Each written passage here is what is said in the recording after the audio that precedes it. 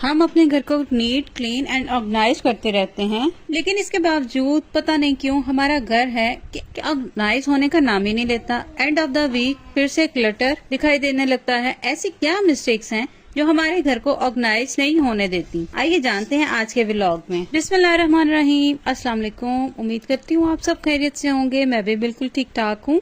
यहाँ पर मॉर्निंग से व्लॉग स्टार्ट कर रही हूँ। मैं नाश्ता बना रही थी। नाश्ते में आलू के पराठे और बच्चों के लिए कुछ चिकन सैंडविचेस हैं। आगे चल के आप देख लीजिएगा वो मैंने किस तरह से बनाए हैं। आते हैं अपने टॉपिक पर। हम में से बहुत सारे लोगों के साथ ऐसा होता होगा कि जब हम किसी फ्रेंड या रिलेटिव्स के घर जाते हैं, उनके घर को देखकर हमारे दिल में ये बात जरूर आती है कि इनका घर इतना नीट, क्लीन, ऑर्गेनाइज कैसे रह सकता है। हम भी इतनी मेहनत करते हैं, इसके बावजूद हमारा घर आके संभलता ही नहीं है। हम कहाँ पर क्या मिस्टेक्स कर रहे हैं ये हमें खुद भी समझ नहीं आती। आज के व्लॉग में कुछ ऐसी बातें हाईलाइट करने जा रही हूँ जो मैं यकीन से कह सकती हूँ कि आपको आपका घर ग्रिप में लाने में बहुत हद तक मदद करेंगी। आज मैं आपसे शेयर करने जा रही हूँ stop doing the wrong way organised home.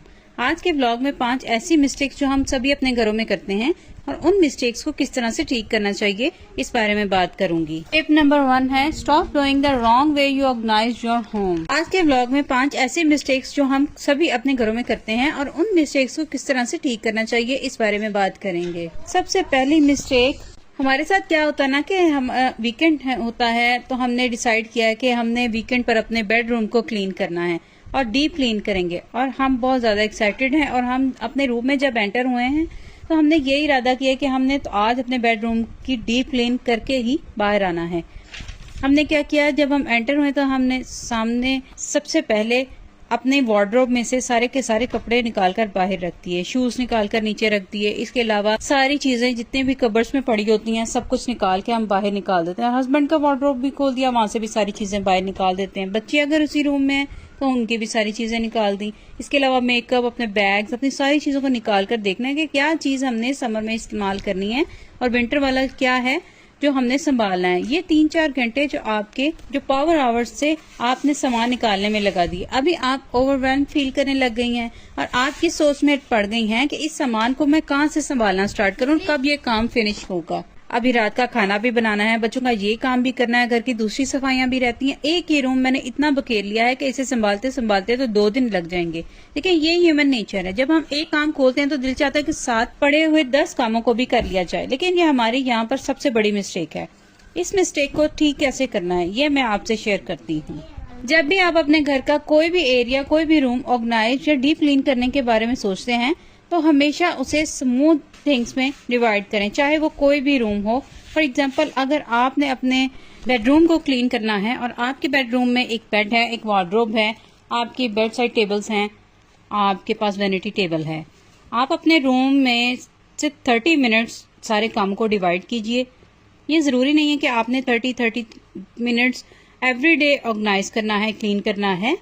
आप जैसे वीकेंड पे या जो दिन आपके लिए सूटेबल है आपने अपने रूम को क्लीन करना है। आप वीक में एक दिन रख लें चाहे, और 30 मिनट सिर्फ एक चीज को दीजिए।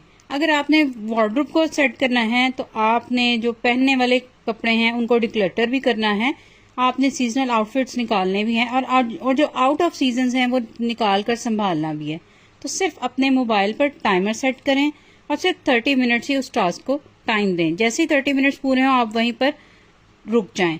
आप जब नेक्स्ट एपिसोड में वो काम करेंगी तो फिर वो काम स्टार्ट कीजिएगा। इसी तरह आप अपने bathrooms, kitchens, dining areas, living areas, अपने ड्राइंग रूम्स, इन सभी रूम्स को डिवाइड कीजिए और इन रूम्स में जो काम करना है उसको भी 30 मिनट्स में डिवाइड कीजिए। इस तरह से आप काम करने में थकेंगी भी नहीं और ओवरवेल्म्ड होकर हाफ काम वहीं पर छोड़ेंगी भी नहीं। क्योंकि हमारे साथ ऐसा होता है कि हम बहुत ज्यादा थक जाते हैं, काम करने को दिल नहीं चाहता, तो वही सामान जो हमने ऑर्गेनाइज करके रखा होता है उसमें से आधा सामान हम यहाँ वहाँ कोई बैग्स में डालकर या किसी बास्केट में डालकर बस ठूंस रहे होते हैं। और मैं जानती हूँ कि आप में से बहुत सारी सिस्टर्स इस बात से एग्री करेंगी कि हमारे साथ ये होता है।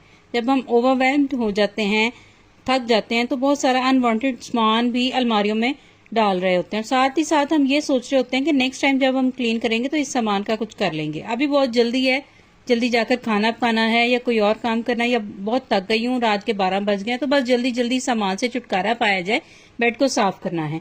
अगर हम राइट वे से अपने घर को ऑर्गेनाइज करें तो हम अपने घर को अच्छे से मेंटेन करने में बहुत हद तक कामयाब हो सकते हैं।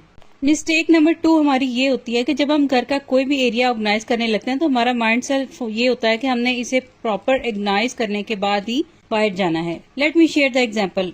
मेरे घर में एक बड़ा ड्रॉर है जिसे हम सारी फैमिली यूज करते हैं। उस ड्रॉर में घर में इस्तेमाल होने वाली छोटी छोटी बहुत सारी चीजें होती हैं, जैसे कि बैटरीज, पेंसिल्स, रबर बैंड्स, बच्चों की कोई जरूरत की चीजें, चार्जर्स, इवन के चार्जिंग स्टेशन और रिमोट्स भी कई बार उसमें पाए जाते हैं। वंस इन अ मंथ मैं उस ड्रॉर को ऑर्गेनाइज करती हूँ क्योंकि वो एक बिग पाइल ऑफ जंक है।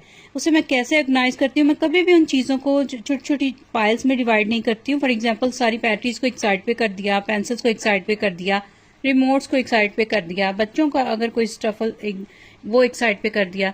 देखिए, बहुत सारे जंक्स बच जाएंगे। उन सबको मैं कैसे ऑर्गेनाइज कर सकती हूँ, उसमें तो मेरा पूरा दिन चला जाएगा। इसी तरह जब हम किचन ऑर्गेनाइज करते हैं तो डिफरेंट डिफरेंट पाइल्स बनाकर रख लेते हैं, जिसमें हम पॉट्स एंड पैन जो हमें चाहिए नहीं चाहिए वो भी एक साइड पर होते हैं, डिशेस कप्स वो भी हमें कंफ्यूज कर रहे होते हैं। हमारे बेडरूम में अगर कोई स्टफ होता है वो भी इसी तरह करते हैं हम।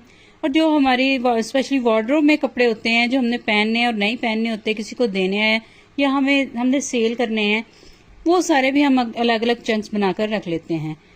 आखिर में क्या होता है, हम थक जाते हैं और सारे का सारा सामान उठाकर दोबारा से हम वहां पर ढक देते हैं और हमारा वक्त भी जाया था और हम अपने घर को अच्छे से ऑर्गेनाइज भी नहीं कर पाते। इस मिस्टेक को कैसे ठीक करना है ये मैं आपसे शेयर करती हूँ। Just make 2 piles, keep and go. 2 sections कीजिए, चाहे वो आपका ड्रॉ है, चाहे वो आपका किचन का स्टफ है, आपका बेडरूम है, आपका वार्डरोब है, कोई भी रूम है। आपने जब डिक्लेटर करना है, आपने ऑर्गेनाइज करना है, तो उसके सिर्फ 2 सेक्शंस कीजिए, जिसमें एक कीप और दूसरा गो, बस। इसके अलावा छोटे छोटे सेक्शंस करने की जरूरत ही नहीं है। फॉर एग्जाम्पल, अगर आपने अपना वार्डरोब साफ करना है या उसे ऑर्गेनाइज करना है तो आप अपने वार्डरोब से जब भी सामान निकालें तो उसे 2 सेक्शंस में रख दीजिए।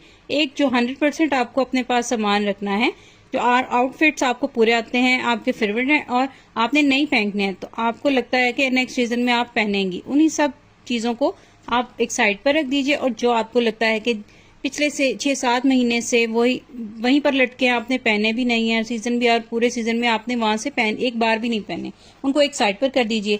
जो आपने रखने हैं उन्हें दोबारा से चेक करके ऑर्गेनाइज करके अपने वार्डरोब में रख दीजिए। और दूसरा सेक्शन जो आपने नहीं रखने हैं उसमें से जो आपको डोनेट करने हैं, दूसरों को किसी को देने हैं, जो आपको लगता है कि आप नहीं पहन सकते, आप उन्हें डिस्कार्ड कर दें।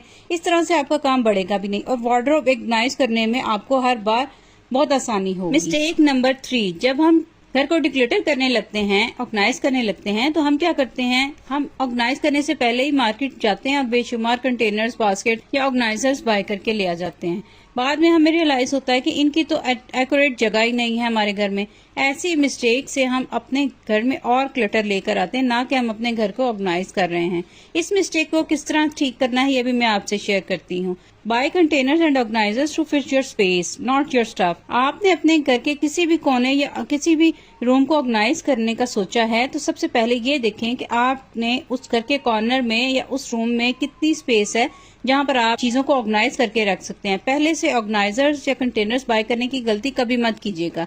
सबसे पहले अपने सामान को देखिएगा, अपनी उस जगह को देखें जहाँ पर आपने सामान को फिट करना है। उसके बाद अच्छे से सोचिए कि क्या उस जगह पर ऑर्गेनाइजर्स की जरूरत है। अगर आपको लगता है कि जरूरत है तो बाय कीजिए, लेकिन कभी भी ऑफर्स या सेल्स पर रैंडम स्टोर से ऑर्गेनाइजर्स, कंटेनर्स या बास्केट्स वगैरह कभी भी बाय मत कीजिए। मिस्टेक नंबर 4, हम में से बहुत सारे लोग ऐसे हैं जो सोशल मीडिया पर, इंटरेस्ट, गूगल पर जो इमेजेस होते हैं उनको देखकर अपने घर को ऑर्गेनाइज करने की ट्राई करते हैं। ये सभी प्लेटफॉर्म्स आइडियाज लेने के लिए तो बहुत अच्छे हैं, लेकिन अगर हम ये सोचें कि एक ही दिन में अपने घर पिंटरेस्ट से ली गई फोटो से आइडियाज से सेट कर लेंगे और उसी तरह से हम ऑर्गेनाइज करेंगे, तो यहाँ पर हम बहुत बड़ी मिस्टेक कर रहे हैं। इस मिस्टेक को किस तरह से ठीक करना है ये भी मैं आपसे शेयर करती हूँ। Only organise for function. जब हम एक घर में रहते हैं अपनी फैमिली के साथ, हम उस घर की हर चीज को इस्तेमाल करते हैं। ऑर्गेनाइज करने का मकसद यही है कि हमारा घर फंक्शनल रहे। कुछ हमें चाहिए हो तो हमें ढूंढना ना पड़े, हर चीज को तरतीब से रखा जाए। ताकि जब कोई सामान हमें चाहिए तो वहीं से मिल जाए जहाँ पर हमने रखा है। इसलिए हमने अपने घर को फंक्शनल ऑर्गेनाइज करना बहुत जरूरी है, क्योंकि हमें अपने घर में कंफर्टेबल रहना है। फॉर एग्जाम्पल, अगर हम अपने घर में सोफों के ऊपर कुशंस रख देंगे, बहुत ज्यादा डेकोरेटिव रखेंगे सोफों को, तो फिर हम बैठेंगे कहाँ। तो इसलिए हमें चाहिए कि हम अपने घर को कंफर्टेबल रखें, फंक्शनल रखें, ताकि हम आराम से बैठ सकें। मिस्टेक नंबर 5, इस बात को समझने की बहुत ज्यादा जरूरत है कि हम ऑर्गेनाइज कर रहे हैं तो क्या हम क्या ऑर्गेनाइज कर रहे हैं। जब हमारा घर फुल ऑफ क्लटर होगा, बेशुमार सामान होगा, ऐसा सामान जो हमने सालों साल इस्तेमाल नहीं किया, सारे सामान को हर सीजन निकाल कर देख कर फिर से उसको फोल्ड करके या बैग्स के अंदर डालकर दोबारा से उसको उसकी जगह पर ऑर्गेनाइज करके रखना, इसका कोई फायदा ही नहीं है। ये सिर्फ आपको अपने आप को थकाने वाली बात है, क्योंकि जब आपने उस सारे सामान को ऑर्गेनाइज करके रखा है, किसी एक चीज की आपको जरूरत पड़ेगी, आपने जब वो सामान खोलना है तो सारे का सारा सामान फिर से बिखर जाएगा, आपको दोबारा से वो सामान फिर से ऑर्गेनाइज करके रखना पड़ेगा। लेकिन आप एक चीज निकालने के लिए दोबारा से सारा सामान तो ऑर्गेनाइज नहीं ना करेंगी, और उसमें सारा सामान ऐसा होगा जो आपने सालों साल इस्तेमाल नहीं किया होगा। मैं भी ये मिस्टेक किया करती थी, मैंने इस मिस्टेक को किस तरह से ठीक किया है आपसे शेयर करती हूँ। डू डिक्लटर फर्स्ट, क्योंकि जब आप अपने आप को घर को डिक्लटर करती रहेंगी तो आपके घर में स्पेस बढ़ेगी, और ज्यादा स्पेस जब होगी तो आप आराम से अपना सारा सामान मैनेज कर सकेंगी, ऑर्गेनाइज कर सकेंगी। मैं अपने घर में इस्तेमाल होने वाली हर चीज को सीजन की क्लोजिंग शिफ्ट पर एक बार जरूर देखती हूँ। जो सामान मुझे लगता है कि नेक्स्ट ईयर मैंने इस्तेमाल नहीं करना, वो सारे का सारा सामान मैं या तो डोनेट कर देती हूँ या उससे मैं डिस्कार्ड कर देती हूँ। बहुत सारा सामान ऐसा होता है जो 5-6 महीने में पुराना नहीं होता है। ये छोटी छोटी ऐसी मिस्टेक्स हैं जो हमें खुद को रियलाइज नहीं होता कि हम कहाँ पर मिस्टेक कर रहे हैं। लेकिन अगर हम करेक्ट वे से अपने घर को ऑर्गेनाइज करें तो हम अपने घर को बहुत हद तक नीट, क्लीन और ऑर्गेनाइज रख सकते हैं। ये था मेरा आज का व्लॉग। मेरी वीडियो अगर अच्छी लगी हो, पसंद आई हो, तो इसे अपनी फ्रेंड्स एंड फैमिली के साथ जरूर शेयर कीजिएगा, लाइक कीजिएगा, और मेरे चैनल पर जो नए हैं उनको मेरे चैनल को सब्सक्राइब करना मत भूलिएगा। मेरी वीडियोस को लाइक करें एंड शेयर करें, और कमेंट्स में बताएं कि मेरी वीडियो कैसी लगी। इसके साथ ही इजाजत चाहती हूँ, अपना बहुत सारा ख्याल रखिएगा, दुआ में याद रखिएगा। अल्लाह हाफिज।